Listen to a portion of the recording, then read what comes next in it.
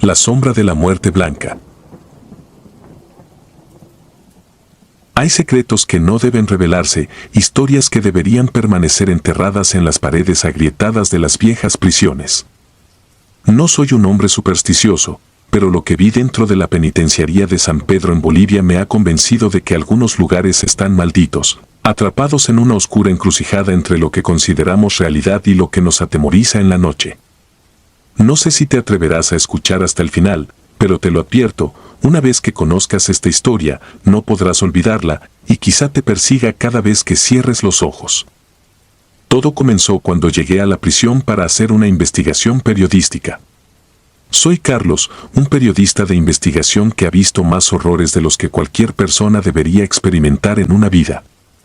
Había oído rumores sobre una figura espectral conocida como la Muerte Blanca, una leyenda que circulaba entre los internos.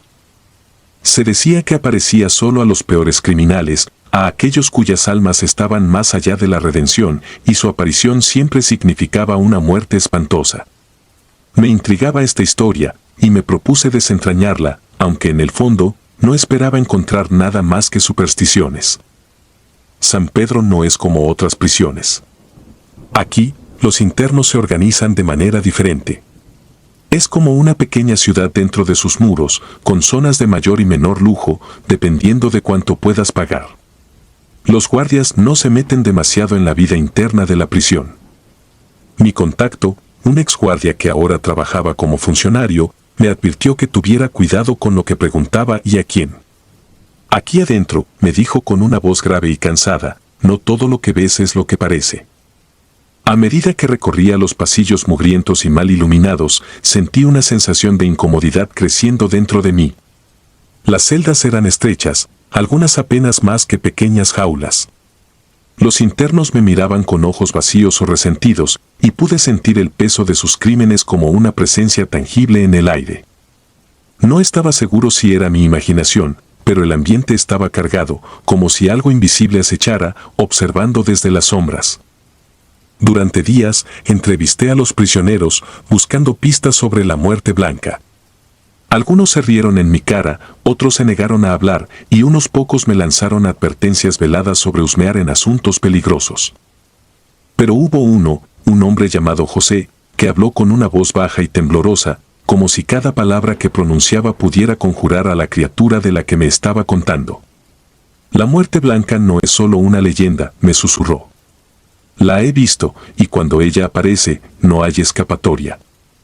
José había sido un sicario antes de caer en San Pedro, condenado por múltiples asesinatos. No era alguien que se asustara fácilmente, pero mientras hablaba, noté un temblor en sus manos, un brillo de terror en sus ojos que me dejó inquieto. Me contó sobre un hombre, conocido solo como el Diablo, que había sido uno de los prisioneros más temidos de la cárcel. El Diablo era cruel, sádico, un hombre cuya lista de víctimas era interminable. Según José, una noche, mientras el Diablo dormía en su celda, comenzó a gritar como un animal herido.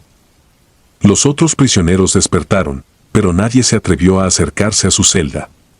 Los gritos eran inhumanos, llenos de un dolor que ninguno de ellos había escuchado antes.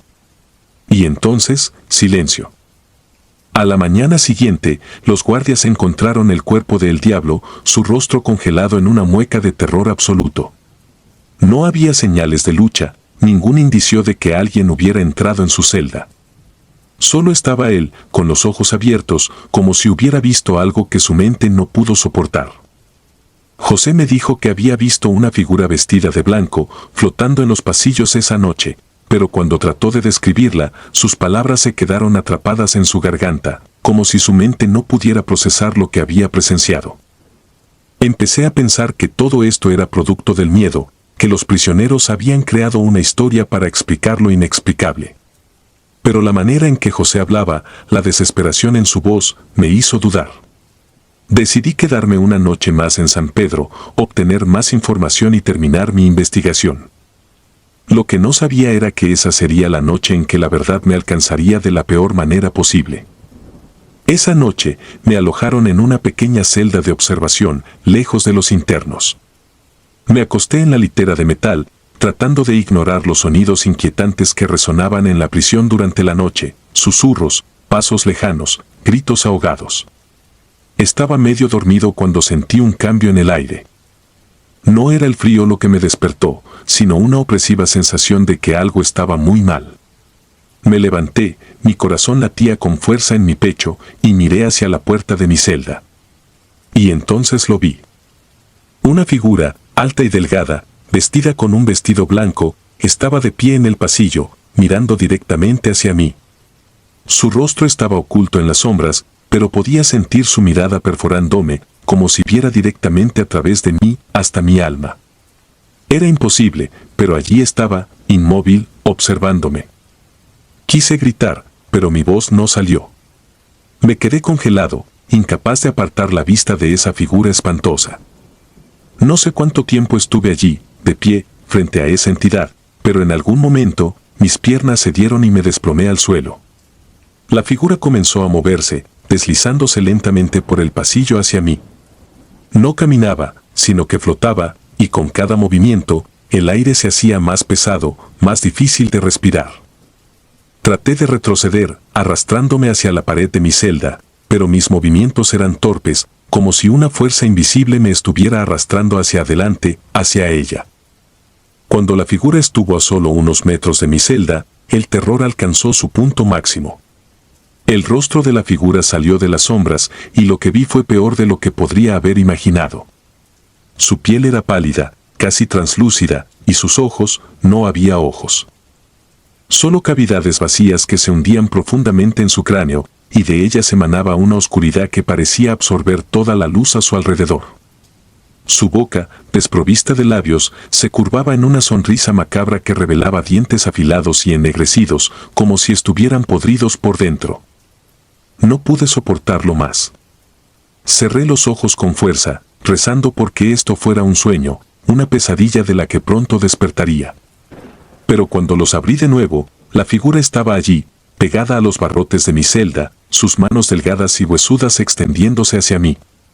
Sentí un frío glacial envolverme y en ese momento supe que iba a morir. No recuerdo mucho de lo que sucedió después. Lo siguiente que supe fue que desperté en un hospital, rodeado de médicos y enfermeras que me miraban con preocupación. Me dijeron que me habían encontrado inconsciente en mi celda, con síntomas de hipotermia severa, aunque la temperatura en la prisión había sido normal. Trataron de explicarlo como un colapso nervioso, el resultado de pasar demasiado tiempo en un entorno tan hostil. Pero yo sabía la verdad.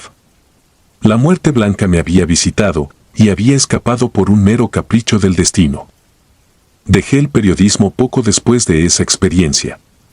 Me mudé lejos, a un lugar donde la oscuridad no pesa tanto, donde las leyendas son solo historias para asustar a los niños, y no algo que puede atraparte en la vida real. Pero cada noche, cuando cierro los ojos, veo ese rostro de nuevo, y me pregunto cuánto tiempo más me queda antes de que la muerte blanca venga a terminar lo que comenzó en esa maldita prisión. Es un pensamiento que no me deja en paz, un recordatorio constante de que algunos lugares están malditos y algunos secretos no deben ser desenterrados. La leyenda de la muerte blanca es real, y aquellos que la ven no pueden escapar de su destino. Si alguna vez te encuentras en la oscuridad y sientes que alguien te observa, no trates de enfrentarlo. Huye. Porque si ella te encuentra, será la última cosa que verás en este mundo. Y si escuchas susurros en la noche, no respondas, no mires hacia la sombra que se alarga en la esquina de tu habitación. No hay escapatoria, solo la fría certeza de que lo que acecha en la oscuridad está esperando su momento, su oportunidad para reclamar lo que le pertenece. Me gustaría poder decirte que todo esto es solo una historia, un relato más para asustar a los incautos, pero sabes, en el fondo, que es algo más. Algo real. Algo que te seguirá a donde vayas. Por eso, la próxima vez que cierres los ojos, asegúrate de que todas las luces están apagadas y la puerta esté cerrada con llave. Porque si sientes una presencia, si ves una figura vestida de blanco en la oscuridad, ya es demasiado tarde. La muerte blanca ha venido por ti, y no hay lugar donde puedas esconderte. Los susurros de la celda 27. Los muros de la prisión de la isla, ubicada en el Golfo de México, han sido testigos de incontables horrores. Durante décadas, hombres atrapados en su interior han conocido el dolor, la desesperación y la muerte en formas que desafían toda imaginación. Sin embargo, entre todas las celdas que componen ese infernal laberinto de concreto y acero, una destaca por encima de todas las demás, la celda 27. Este no es un relato para los débiles de corazón. No es una historia para aquellos que buscan el consuelo de una explicación racional. Porque lo que sucedió en la celda 27 no tiene lógica, ni razón, ni siquiera el alivio de la duda. Esta es la historia de cómo un lugar se convirtió en un receptáculo de sufrimiento eterno y de cómo los ecos de ese sufrimiento siguen vivos, dispuestos a arrastrar al abismo a quien sea lo suficientemente desafortunado como para escucharlos. Desde su construcción a finales del siglo XIX, la isla ha sido un lugar de muerte y locura. Originalmente diseñada para alojar a los criminales más peligrosos de México, rápidamente se ganó la reputación de ser una trampa mortal. Los guardias eran brutales y las condiciones inhumanas. Pero lo peor de todo eran los métodos de tortura llevados a cabo en la oscuridad, lejos de las miradas indiscretas, en el sótano que albergaba las celdas de castigo. La celda 27 fue el lugar donde algunos de los peores abusos ocurrieron. Prisioneros enviados allí nunca regresaban. Algunos decían que los guardias simplemente se deshacían de los cuerpos en el mar, pero había rumores más oscuros, susurros sobre experimentos de tortura que iban más allá del dolor físico, que se adentraban en la mente y el alma, destruyendo cualquier rastro de humanidad en quienes los padecían. Se decía que los gritos que resonaban desde la celda 27 durante la noche eran capaces de helar la sangre incluso de los guardias más endurecidos. Décadas después, la prisión continuaba operando, aunque sus métodos habían cambiado. Las celdas de castigo ya no se utilizaban y el sótano había sido cerrado, tapiado como un oscuro recuerdo del pasado. Sin embargo, la celda 27 permanecía. Durante el día, era un lugar vacío, indistinguible de las demás celdas en el bloque de máxima seguridad. Pero cuando caía la noche, los susurros comenzaban. Todo comenzó cuando algunos prisioneros reportaron oír voces en la oscuridad. Al principio, los guardias no prestaron atención. La soledad y la desesperación a menudo jugaban trucos en las mentes de los internos. Pero con el tiempo, las historias comenzaron a hacerse más persistentes, más aterradoras. Los prisioneros que ocupaban la celda 27 empezaban a perder la cordura con rapidez. No era solo el confinamiento, decían, eran los susurros. Voces que surgían de la nada, susurrando palabras incomprensibles en un idioma que ninguno de ellos reconocía, pero que todos entendían en su significado más básico, una amenaza de muerte inminente. El primer incidente serio ocurrió con un prisionero llamado Joaquín Ortega, un asesino condenado por matar a su familia en un arranque de furia. Ortega era un hombre grande y brutal, temido por todos en la isla. Pero después de ser trasladado a la celda 27, comenzó a cambiar. Los otros internos notaron cómo se volvió retraído, paranoico, y cómo murmuraba para sí mismo en el silencio de la noche. Apenas una semana después de ser alojado en la celda, Ortega fue encontrado muerto en su litera. No había señales de violencia, pero su rostro estaba congelado en una mueca de terror absoluto, y sus manos estaban tan apretadas que sus uñas habían perforado la piel, dejando charcos de sangre en el suelo. La muerte de Ortega fue solo el principio. Cada prisionero que ocupaba la celda 27 desde entonces sufría una suerte similar. Algunos duraban más tiempo, otros menos, pero todos sucumbían a lo mismo, un miedo indescriptible que se apoderaba de ellos hasta que sus corazones no podían soportarlo más. Los guardias empezaron a hablar en voz baja sobre la celda, evitando asignar a los internos allí siempre que podían. Pero la isla estaba superpoblada y eventualmente, alguien siempre tenía que ocupar la celda 27. Con el tiempo, las leyendas sobre la celda comenzaron a difundirse. Los prisioneros hablaban de los susurros de los muertos, aquellos que habían sido torturados hasta la muerte en ese mismo lugar y cuyos espíritus nunca encontraron descanso. Decían que las almas de esos prisioneros estaban atrapadas en la celda, condenadas a repetir sus agonías una y otra vez, y que trataban de atraer a los vivos a compartir su sufrimiento. Los susurros eran su forma de comunicarse, de envenenar las mentes de los que tenían la desgracia de escucharlos. A pesar de estas historias, la administración de la prisión se negaba a cerrar la celda 27. No creían en supersticiones y, además, no podían darse el lujo de dejar una celda vacía.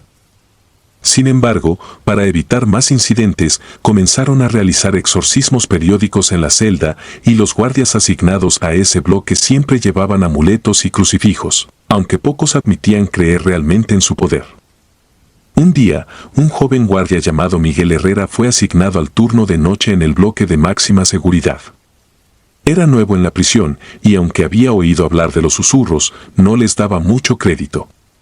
Para él, todo era producto de la imaginación de hombres débiles y culpables. Su superior le advirtió que se mantuviera alejado de la celda 27, pero Miguel, con la confianza de la juventud, decidió que no tenía nada que temer. Además, quería probarse a sí mismo, demostrar que era más valiente que los otros guardias que temían acercarse a la celda. Aquella noche, Miguel patrulló los pasillos con su linterna, pasando junto a las celdas donde los prisioneros dormían o simplemente se quedaban en silencio, demasiado cansados para otra cosa. Todo estaba tranquilo hasta que llegó al final del corredor, donde la celda 27 aguardaba en la penumbra. Algo lo hizo detenerse frente a la puerta. Quizás fue la curiosidad, o tal vez una sensación inquietante que no podía identificar. Encendió su linterna y la dirigió hacia el interior de la celda. No había nada. Solo una litera vacía y las paredes desnudas que reflejaban la luz amarillenta de su linterna. Miguel respiró aliviado, convencido de que los rumores no eran más que historias inventadas. Pero entonces lo oyó. Un susurro, apenas audible, como el roce de una brisa a través de las hojas secas. Era tan leve que al principio pensó que lo había imaginado. Pero luego, otro susurro se unió al primero, y luego otro, y otro, hasta que pareció que toda la celda estaba llena de voces, murmurando en un tono bajo y amenazante. El pánico se apoderó de Miguel. Retrocedió, tropezando con sus propios pies mientras intentaba alejarse de la celda. Pero las voces no lo dejaron. Se hicieron más fuertes, más insistentes, invadiendo su mente con palabras que no podía entender pero que sentía en lo más profundo de su ser. Era como si los susurros estuvieran dentro de su cabeza, repitiendo un mensaje de desesperación y muerte que no podía ignorar. Cuando Miguel finalmente llegó a la sala de guardias, estaba pálido, temblando y con los ojos desorbitados. Sus compañeros lo miraron con preocupación, pero antes de que pudieran decir algo, Miguel se desplomó, inconsciente. Pasó días en el hospital, incapaz de hablar coherentemente sobre lo que había experimentado. Solo repetía una y otra vez que ellos estaban allí, que los muertos en la celda 27 no descansaban y que lo habían encontrado. Tras ese incidente, la prisión decidió cerrar la celda 27. No fue un acto de fe, sino una simple medida para evitar más problemas. Se tapiaron la puerta y las ventanas, y la celda fue oficialmente eliminada del inventario de la prisión. Los guardias y los prisioneros se sintieron aliviados, aunque las historias persistieron, y el miedo a la celda 27 nunca desapareció del todo. Sin embargo, la verdadera naturaleza del mal que habitaba en la celda 27 no podía ser contenida tan fácilmente. Aunque la celda estaba cerrada, los susurros continuaron. Los prisioneros en las celdas vecinas reportaban escuchar voces en la noche y algunos dijeron que sentían una presencia oscura, como si algo estuviera acechando desde detrás de las paredes tapiadas. Incluso los guardias comenzaron a escuchar los susurros, aunque trataban de ignorarlos. Con el tiempo, más y más incidentes ocurrieron. Prisioneros fueron encontrados muertos en sus celdas, con expresiones de terror en sus rostros, similares a la de Joaquín Ortega. La única constante en todos estos casos era la proximidad a la celda 27. A medida que los incidentes aumentaban, la prisión empezó a ganar notoriedad, no solo por su brutal historia, sino por los eventos inexplicables que continuaban ocurriendo. Los susurros se convirtieron en parte del folclore de la isla, un recordatorio de que algunos lugares están condenados a llevar las marcas de su pasado oscuro. Finalmente, las autoridades decidieron cerrar la prisión por completo. Los prisioneros fueron trasladados a otras instalaciones y la isla fue abandonada. Pero incluso en el abandono, la leyenda de la celda 27 perdura. Se dice que si visitas la isla en una noche tranquila y te acercas al edificio donde estuvo la prisión, puedes oír los susurros en el viento, voces que buscan a alguien que escuche sus historias de agonía interminable. Los pocos valientes que han explorado la isla después del cierre de la prisión han regresado con relatos aterradores, hablando de sombras que se mueven en los pasillos vacíos, de susurros que se filtran a través de las paredes, y de una sensación de ser observado por algo que no pertenece a este mundo. Pero ninguno ha osado acercarse demasiado a la celda 27. Porque aquellos que lo hacen, dicen, no regresan para contar su historia. El proyecto terminal. Hay verdades que deberían permanecer ocultas, horrores que jamás deberían ver la luz del día. Lo que voy a contar es una de esas verdades, una que desearía nunca haber descubierto. Soy un hombre roto, una sombra de lo que solía ser. Mi nombre es Alejandro Ramírez y durante años fui médico en la prisión estatal de Valle Rojo, un lugar que hasta hace poco pensaba que simplemente albergaba a los criminales más peligrosos del país. Pero lo que realmente sucedía detrás de esos muros era algo mucho más oscuro. Era un infierno disfrazado de justicia. Valle Rojo es una prisión de máxima seguridad en el norte de México, conocida por albergar a asesinos, violadores y otros individuos que la sociedad ha decidido que no merecen la libertad. Sin embargo, lo que pocos saben es que también es uno de los pocos lugares donde la pena de muerte todavía se lleva a cabo con regularidad.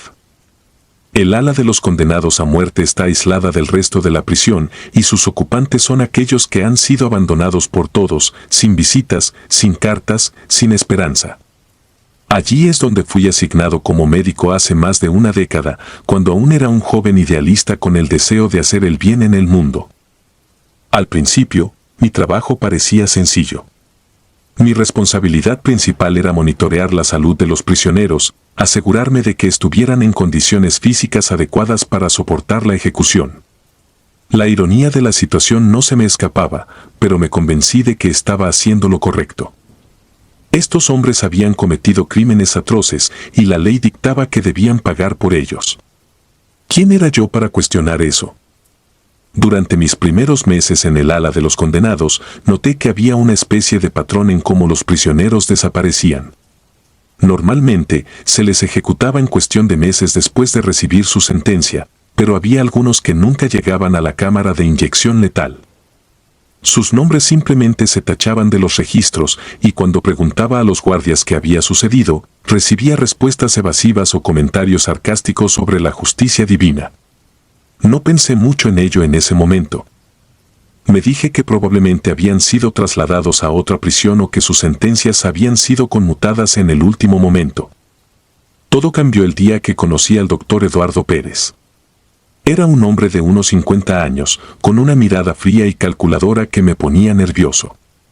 Se presentó como un médico contratado por el gobierno para realizar estudios clínicos en la prisión, y pronto me di cuenta de que mi trabajo iba a cambiar drásticamente.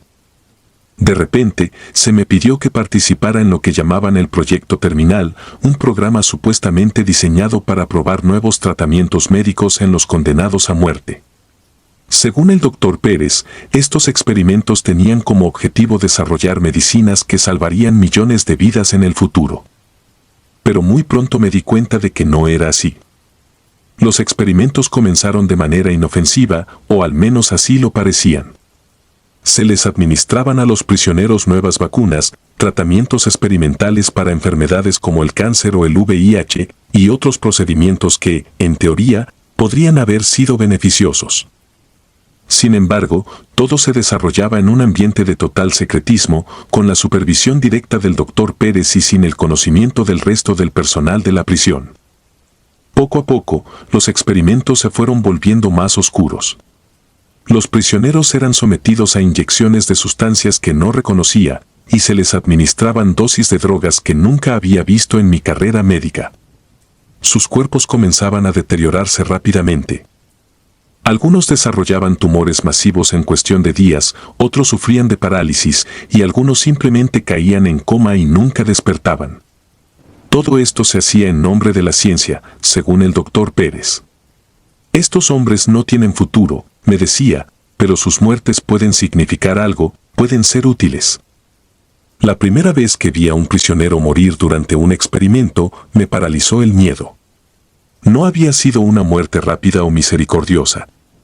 Se retorció en agonía durante horas, con su cuerpo convulsionando mientras la espuma brotaba de su boca. Los guardias que custodiaban la sala de experimentos observaban sin inmutarse, como si fuera algo rutinario. Yo quería detenerlo, quería correr y buscar ayuda, pero algo me detuvo. Fue entonces cuando comprendí que, al cruzar esas puertas y aceptar ser parte del proyecto terminal, me había convertido en cómplice de algo monstruoso. Los días se convirtieron en semanas y las semanas en meses. Mi resistencia se fue erosionando con cada experimento que supervisaba, cada vida que veía desvanecerse bajo mi mirada. Me decían que no tenía elección, que mi carrera estaba en juego, que nadie me creería si intentaba denunciar lo que estaba ocurriendo. Y tenían razón. ¿Quién creería que un respetado médico participaba en lo que esencialmente eran torturas disfrazadas de ciencia? Así que seguí adelante, convencido de que no tenía más opción que obedecer. Los prisioneros comenzaron a llamarnos los doctores de la muerte. Algunos gritaban pidiendo misericordia cuando los llevaban a la sala de experimentos, mientras que otros simplemente aceptaban su destino en silencio, con los ojos vacíos de toda esperanza. Con el tiempo, incluso aquellos que no estaban destinados a ser experimentados se volvieron paranoicos, convencidos de que serían los siguientes. El miedo se extendió por el ala de los condenados como una enfermedad contagiosa y el ambiente en la prisión se tornó más oscuro, más desesperanzado. Una noche, mientras revisaba los archivos de los prisioneros que habían sido seleccionados para los experimentos, encontré algo que me heló la sangre. El archivo de un hombre llamado Víctor Arce, un asesino convicto que había estado en la prisión durante años, contenía una serie de notas médicas que no reconocí. Estaban escritas en un código que no entendía, pero las palabras sujeto 27 aparecían repetidamente. Al principio, pensé que era solo un número de identificación, pero cuanto más leía, más convencido estaba de que Víctor Arce no era solo un prisionero, sino que había sido sometido a una serie de experimentos mucho más oscuros y prolongados que cualquier otro. Lo que encontré en las notas fue perturbador. Decían que Víctor había mostrado una resiliencia extraordinaria a las drogas experimentales, que su cuerpo se recuperaba más rápido de lo esperado, y que, a pesar de haber sido sometido a procedimientos que habrían matado a cualquier otro prisionero, seguía vivo. Pero lo más inquietante era la última entrada en el archivo, que indicaba que Víctor había sido trasladado a una ubicación fuera del sitio para continuar con los experimentos. No había ninguna mención de dónde había sido llevado, ni quién estaba a cargo de él ahora. Esa noche, no pude dormir. Las palabras en el archivo de Víctor daban vueltas en mi cabeza, y un temor profundo se apoderó de mí. ¿Qué clase de monstruo estaba ayudando a crear? ¿Qué estaba ocurriendo con esos hombres una vez que desaparecían de la prisión? Me enfrenté a una encrucijada moral, pero sabía que cualquier intento de detener los experimentos o de denunciar lo que estaba sucediendo terminaría con mi vida o algo peor. Estaba atrapado en un juego mortal, uno del que no podía escapar. Los días siguientes pasaron en un estado de entumecimiento. Me movía como un autómata, siguiendo órdenes, pero mi mente estaba en otra parte. Empecé a notar cosas que antes había pasado por alto. Los prisioneros que aún quedaban en el ala de los condenados a muerte estaban más asustados que nunca. Algunos hablaban de hombres sin alma que venían por ellos en la noche, de sombras que los acechaban mientras dormían. Las leyendas comenzaron a circular entre ellos, que aquellos que desaparecían no morían realmente, sino que se convertían en algo más, algo inhumano. Mi salud mental comenzó a deteriorarse. Las pesadillas me atormentaban cada noche, llenas de rostros retorcidos por el dolor y cuerpos destrozados por los experimentos. Veía a Víctor en mis sueños, su rostro una mezcla de odio y sufrimiento, y oía su voz, susurrándome desde la oscuridad, acusándome de ser un cobarde, un asesino. Ya no podía soportar la carga de lo que estaba haciendo, pero no tenía a dónde huir. La prisión se había convertido en mi propia celda, y el proyecto terminal era mi sentencia de muerte. Fue entonces cuando tomé la decisión de investigar por mi cuenta. Si no podía detener lo que estaba sucediendo, al menos podía entenderlo. Sabía que había algo más en esos experimentos, algo que el doctor Pérez no me estaba diciendo. Comencé a revisar los archivos de todos los prisioneros que habían sido sometidos a los experimentos, buscando patrones, buscando respuestas. Lo que encontré fue más aterrador de lo que había imaginado. Los sujetos que mostraban resiliencia extraordinaria, como Víctor, no eran simplemente trasladados. Eran llevados a un lugar secreto, donde continuaban experimentando con ellos, llevándolos más allá de los límites de lo que es humanamente soportable. En los registros encontré referencias a una instalación subterránea, mencionada vagamente como el Laboratorio Cero. Era un lugar donde los experimentos más extremos se llevaban a cabo y donde, según los informes, algunos prisioneros habían dejado de ser considerados humanos. La paranoia se apoderó de mí y empecé a notar que me vigilaban. Los guardias con quienes alguna vez había compartido conversaciones triviales ahora me observaban con recelo. Sabía que si continuaba hurgando en esos archivos, no tendría un final diferente al de los prisioneros que desaparecían. Pero necesitaba saber más, necesitaba entender qué era realmente el proyecto terminal. Finalmente, un día, mientras revisaba documentos antiguos en un archivo olvidado de la prisión, encontré un mapa. El mapa mostraba una red de túneles debajo de la prisión, túneles que no figuraban en ninguna otra parte. Una de las entradas al Laboratorio Cero estaba justo debajo del ala de los condenados a muerte. Decidí que la única manera de encontrar respuestas era ir allí por mí mismo, aunque sabía que una vez que lo hiciera, no habría vuelta atrás. Esperé hasta que cayó la noche. El silencio en la prisión se volvió opresivo mientras caminaba por los oscuros pasillos hacia la entrada de los túneles. Usé una llave maestra que había obtenido durante mis años de servicio para abrir una puerta oxidada al fondo de un almacén. Detrás de ella, una escalera descendía hacia la oscuridad. Respiré profundamente y comencé a bajar, sintiendo que cada paso me acercaba más a algo que no debería descubrir. Los túneles eran estrechos y claustrofóbicos, con paredes de piedra que parecían cerrarse a mi alrededor.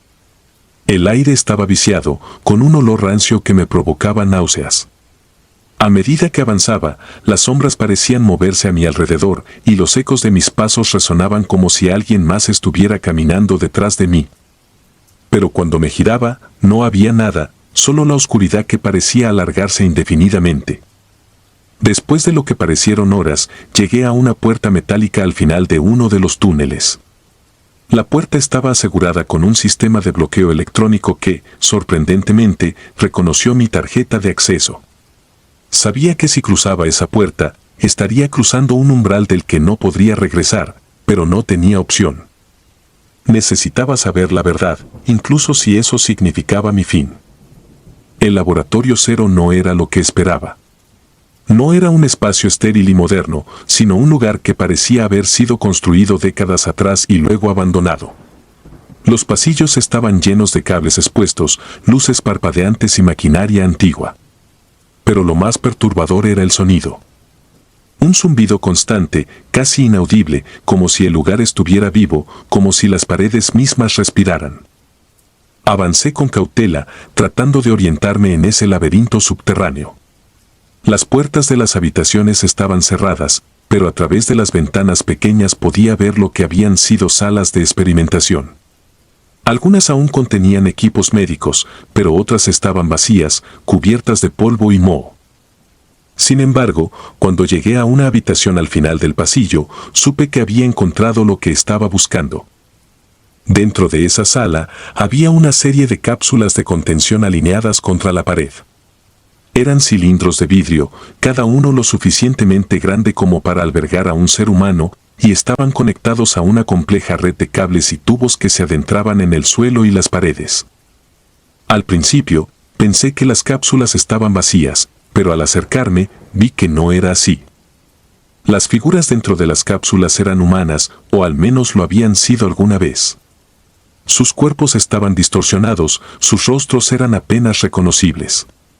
Parecían estar congelados en un estado de agonía perpetua, con sus bocas abiertas en un grito mudo y sus ojos vacíos, mirando hacia el vacío. Eran los prisioneros, los sujetos resistentes que habían sido trasladados para continuar con los experimentos. La visión de esos seres me llenó de un horror indescriptible. No solo porque eran víctimas de experimentos inhumanos, sino porque entendí que ya no eran simplemente cuerpos. Algo más estaba sucediendo dentro de esas cápsulas, algo que desafiaba toda lógica. Sentí una presencia maligna en la sala, como si estuviera siendo observada por esas criaturas atrapadas en el vidrio, como si sus almas estuvieran intentando escapar y buscar venganza. De repente, el zumbido que había oído antes se intensificó y las luces comenzaron a parpadear violentamente. El pánico se apoderó de mí mientras sentía que el suelo temblaba ligeramente bajo mis pies. Entonces, una de las cápsulas comenzó a emitir un ruido agudo y vi con horror cómo el ser en su interior se movía. Sus ojos se abrieron de par en par y por un momento nuestras miradas se cruzaron. En esos ojos no vi nada humano, solo un vacío oscuro, una profundidad insondable de sufrimiento y odio. Sabía que tenía que salir de allí antes de que algo terrible sucediera. Me giré y corrí por el pasillo, sin mirar atrás. El zumbido se convirtió en un rugido ensordecedor y sentí que las paredes comenzaban a vibrar.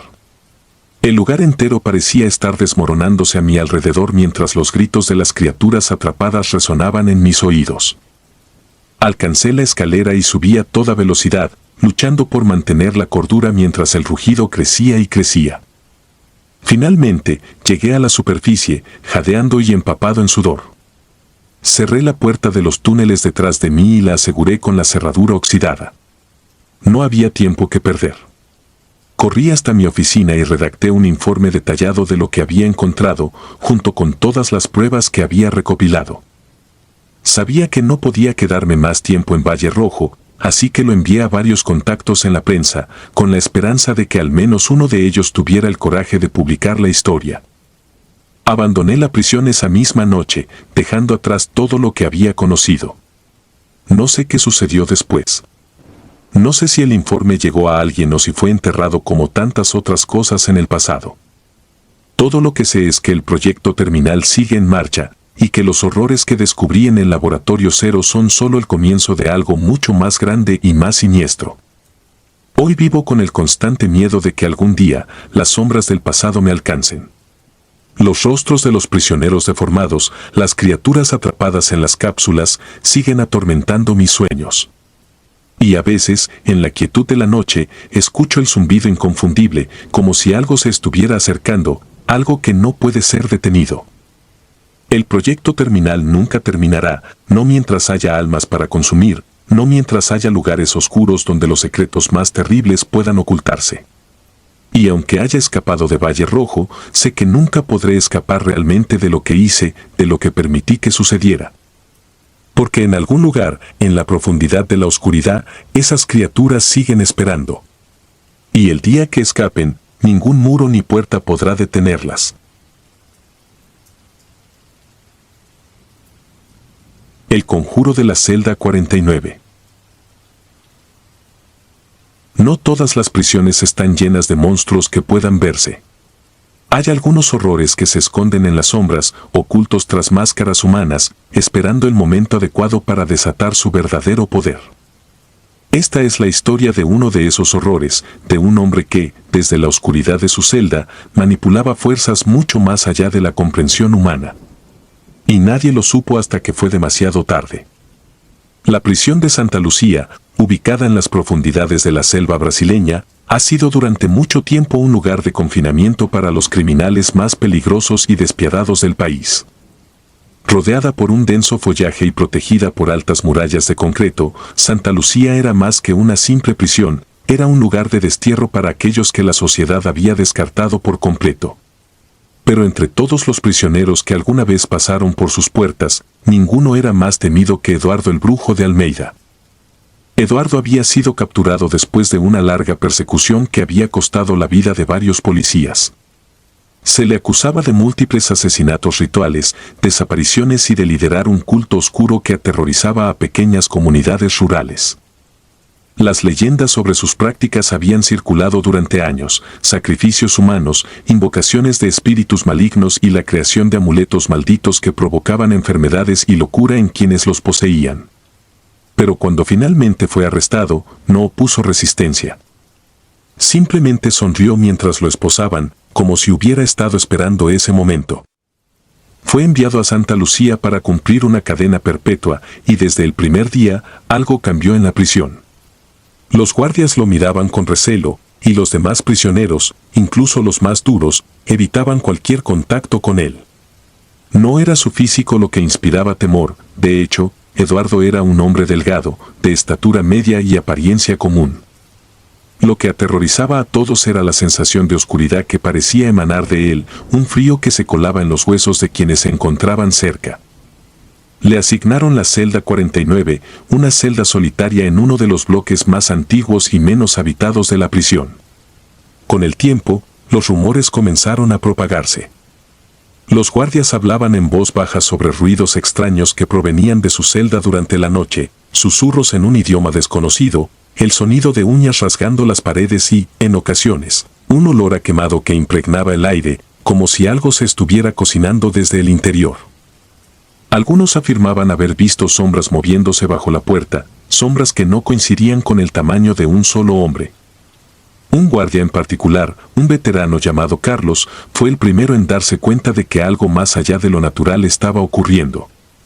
Carlos había trabajado en Santa Lucía durante más de 20 años y había visto todo tipo de atrocidades, pero lo que presenció con Eduardo lo dejó marcado de por vida. Una noche, mientras hacía su ronda, pasó frente a la celda 49 y, por curiosidad, se asomó a través de la pequeña ventana en la puerta. Lo que vio lo hizo retroceder, su corazón golpeando con fuerza contra su pecho. Eduardo estaba sentado en el suelo de la celda, rodeado de símbolos dibujados con sangre, símbolos que Carlos no pudo reconocer pero que de inmediato supo que eran antiguos y poderosos. En sus manos sostenía un pequeño objeto que parecía hecho de hueso y piel, algo que no debería haber tenido en su poder. Sus ojos, normalmente oscuros y sin vida, brillaban con una intensidad inquietante mientras murmuraba palabras que Carlos no podía entender, palabras que parecían resonar en las paredes de la celda, haciendo que el aire se volviera denso y cargado. Carlos se alejó rápidamente, pero lo que había visto lo atormentó durante días.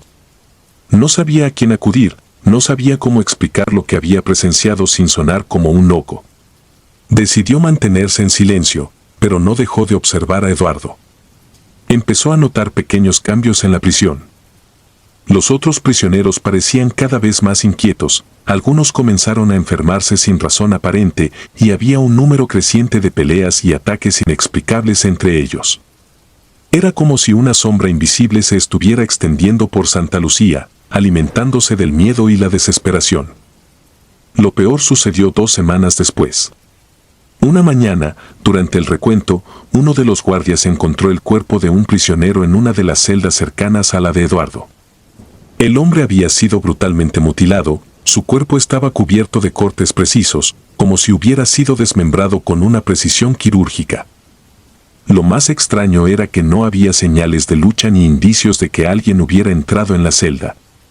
Las cámaras de seguridad no mostraban nada fuera de lo común, y los demás prisioneros aseguraron no haber oído nada durante la noche. El incidente provocó el pánico entre el personal de la prisión. No podían explicarlo, y la falta de respuesta solo aumentó la tensión.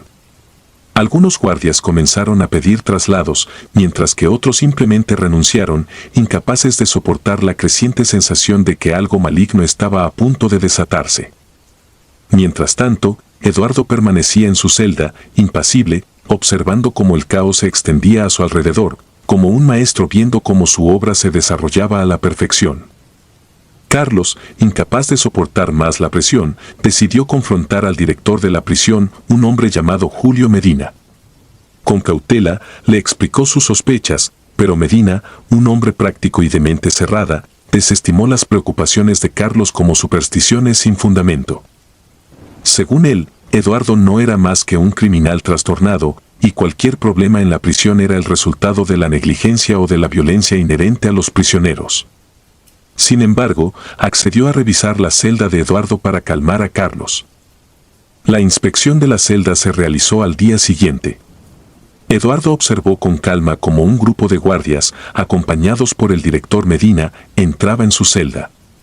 Retiraron todo de su interior, su litera, sus pocas pertenencias, incluso los restos de comida que había guardado. Sin embargo, no encontraron nada fuera de lo común. No había objetos extraños, ni símbolos, ni rastros de los rituales que Carlos había descrito. La celda estaba completamente vacía, salvo por las paredes desnudas y el piso de concreto. Carlos, desconcertado, se convenció de que Eduardo había hecho algo para ocultar la evidencia, pero no podía demostrarlo. Eduardo fue devuelto a su celda, y la vida en la prisión continuó, aunque con una atmósfera cada vez más opresiva. Sin embargo, lo que los guardias y el director no sabían era que, al revisar la celda, habían alterado algo que no debía haber sido perturbado. Esa noche, las cosas se salieron de control.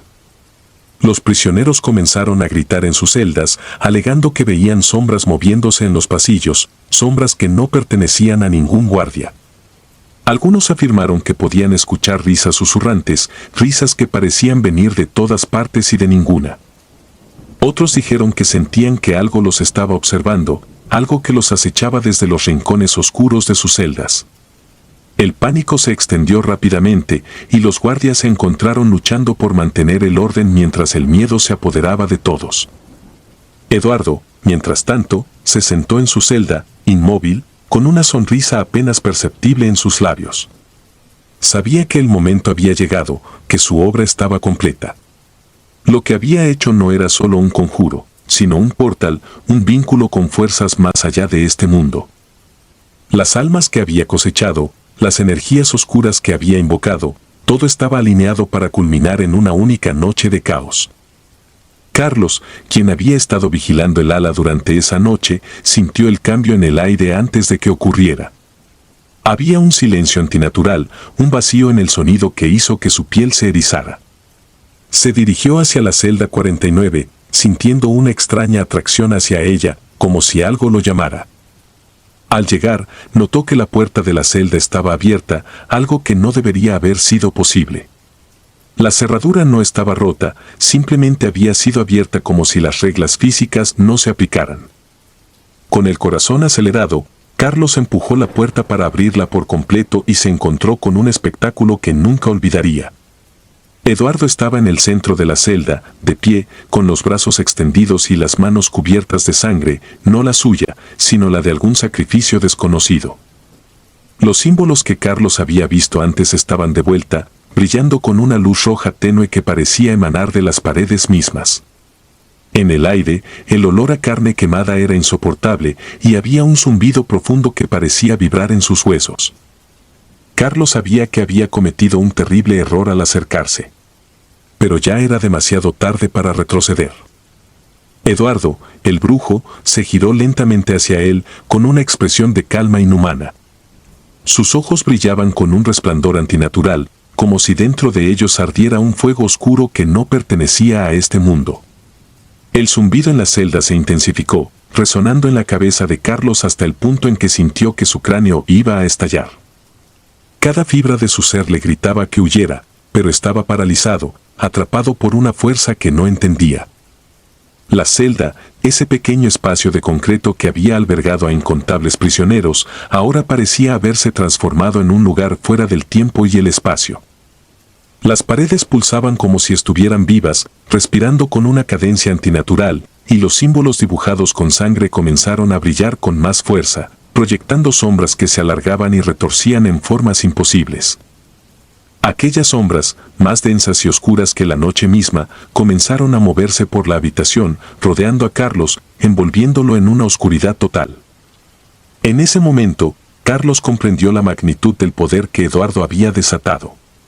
No estaba simplemente jugando con hechizos y encantamientos, había abierto una puerta hacia un abismo insondable, un lugar donde habitaban entidades que no pertenecían a la realidad conocida.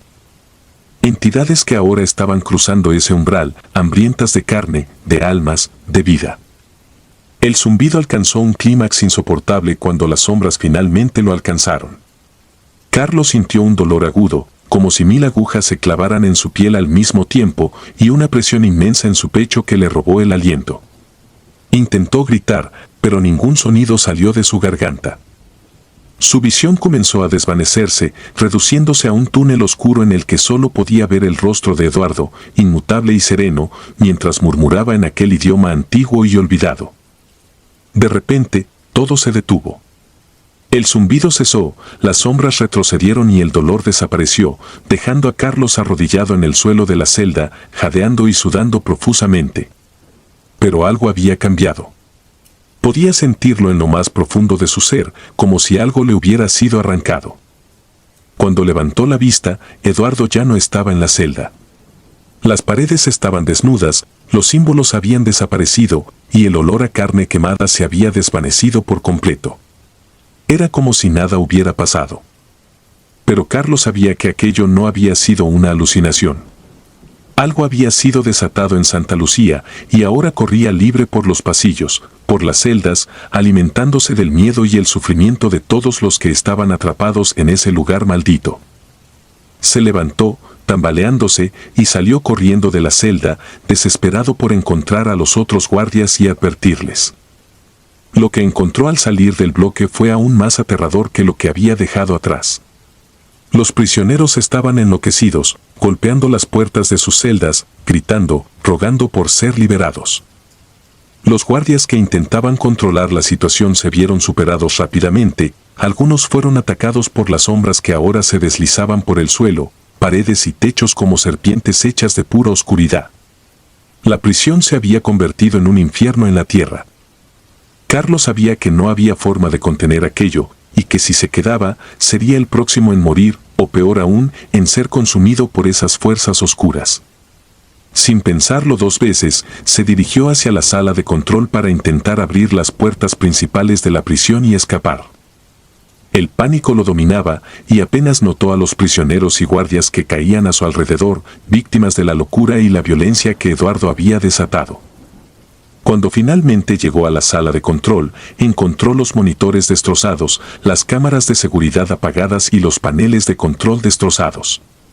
Sin embargo, la puerta principal seguía cerrada y sellada, atrapando a todos los que quedaban adentro. Sabía que su única opción era encontrar una salida alternativa, un túnel de mantenimiento que conectaba con el exterior, pero no estaba seguro de poder llegar hasta allí con las sombras persiguiéndolo. Con el corazón martilleando en su pecho, se abrió camino a través de los pasillos oscuros, esquivando las sombras que parecían cobrar vida a su alrededor. Las risas y susurros que había oído en la celda de Eduardo ahora lo seguían, como si las entidades oscuras estuvieran jugando con él, disfrutando del terror que sentía. Cada paso era una lucha contra el miedo paralizante que amenazaba con consumirlo por completo. Finalmente, encontró la puerta del túnel de mantenimiento, una puerta metálica y pesada que estaba ligeramente entreabierta. Carlos la empujó con todas sus fuerzas y se deslizó al otro lado, cerrándola detrás de él justo a tiempo para evitar que las sombras lo atraparan.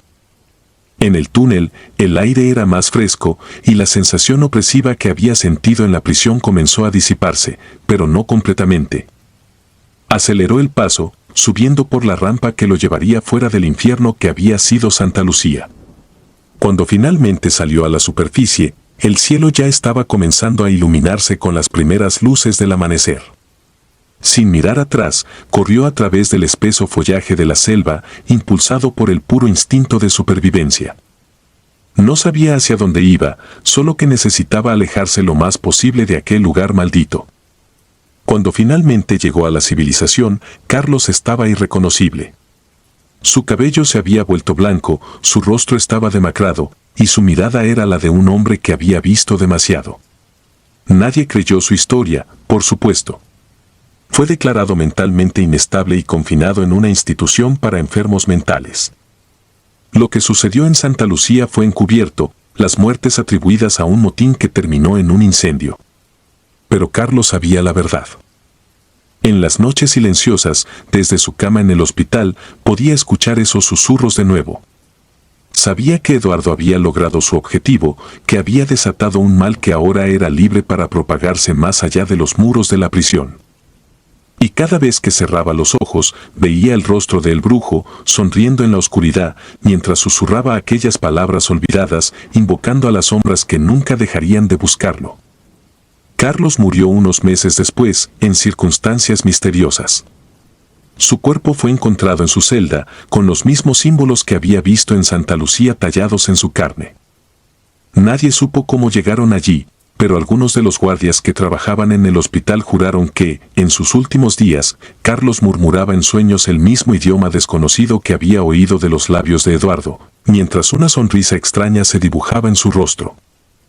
Y así, la oscuridad que Eduardo había desatado siguió su curso, extendiéndose como una mancha de tinta en la humanidad, esperando su próxima víctima, su próxima oportunidad de alimentarse. La profecía de la celda 13. No todas las historias tienen un final claro, y no todas las preguntas obtienen una respuesta. Esta es una de esas historias, una que comenzó con algo aparentemente pequeño, pero que rápidamente se convirtió en una pesadilla que nadie, ni siquiera yo, pudo detener. Mi nombre es David Morris, y durante los últimos 20 años he trabajado como guardia en la prisión de máxima seguridad de Black Ridge, en algún lugar perdido entre las montañas de Colorado. Lo que sucedió en la celda 13 no es fácil de explicar, y sinceramente, desearía poder olvidarlo todo. Black Ridge no es un lugar común. Es una prisión construida para albergar a los peores criminales del país, aquellos que la sociedad ha decidido que nunca deben volver a ver la luz del día. Pero lo que hace diferente a Black Ridge no es solo su seguridad impenetrable o su ubicación remota. Es la sensación constante de que algo más acecha entre sus muros, algo que no tiene nada que ver con los prisioneros. Y todo eso se hizo más evidente cuando llegó el hombre que llamamos el profeta. Nadie sabía su nombre real. Los registros decían que había sido condenado por una serie de asesinatos rituales en el sur de los Estados Unidos, pero los detalles eran escasos y vagos. Las autoridades decidieron que Black Ridge era el único lugar seguro para él, un lugar donde estaría aislado del mundo exterior. Pero desde el primer día, hubo algo extraño en él, algo que me hizo sentir un frío en la espalda cada vez que me acercaba a su celda. Estaba encerrado en la celda 13, un número que en sí mismo llevaba una carga de superstición, aunque yo nunca le había dado importancia a esas cosas. No hasta entonces. El profeta, como empezaron a llamarlo los otros presos, nunca salía a la luz. En serio, nunca lo vi con mis propios ojos. Se decía que pasaba el día entero en la penumbra de su celda, murmurando cosas que solo él entendía.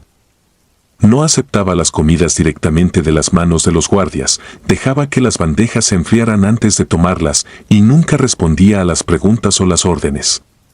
Al principio, algunos de nosotros, los guardias, pensamos que estaba perturbado mentalmente, como muchos otros prisioneros aquí. Pero lo que siguió después nos hizo dudar de esa simple explicación. Poco a poco, los otros prisioneros en el bloque D, donde estaba ubicada la celda 13, comenzaron a cambiar. Primero fueron pequeños detalles, los noté murmurando más entre ellos, intercambiando miradas furtivas cuando creían que nadie los veía. Empezaron a rechazar la hora de recreo, prefiriendo quedarse en sus celdas. Parecían más tranquilos, pero no en el buen sentido. Era como si algo los estuviera uniendo, algo que solo ellos compartían. Mi compañero, un guardia llamado Max Sanders, fue el primero en notarlo también. Él solía bromear sobre los presos, llamándolos zombies por su comportamiento apático. Pero pronto dejó de hacer esas bromas. Un día, después de su turno en el bloque D, lo vi en la sala de descanso, pálido y con las manos temblorosas. Le pregunté qué le pasaba, pero solo murmuró que los presos ya no son los mismos. No le di importancia en ese momento, pensando que solo estaba cansado, pero ojalá hubiera escuchado más atentamente. Pasaron semanas y la situación se volvió más extraña. Algunos presos en el bloque D dejaron de hablar por completo. Otros comenzaron a dibujar símbolos extraños en las paredes de sus celdas con lo que parecía ser sangre. Era como si una idea colectiva se estuviera apoderando de ellos, una idea que solo ellos podían comprender. Los psiquiatras de la prisión fueron llamados para evaluar la situación, pero ninguno pudo encontrar una explicación lógica para lo que estaba sucediendo. La conclusión fue que probablemente estaban bajo el control de una figura carismática, un líder en la sombra. Y solo había una persona que podía cumplir con ese perfil, el profeta. Una noche, durante mi turno de guardia, las cosas finalmente alcanzaron un punto crítico. Eran cerca de las 2 de la madrugada cuando una alarma silenciosa se activó en el bloque de al principio. Pensé que era un fallo técnico, algo que no era raro en un lugar tan viejo como Blackridge. Pero cuando llegué al pasillo que conducía a la celda 13, supe que algo andaba muy mal. Las luces parpadeaban, lanzando sombras extrañas por todas partes. Podía oír los murmullos, más fuertes que nunca, resonando a través de las paredes. Cuando finalmente llegué a la celda 13, me encontré con una escena que nunca olvidaré.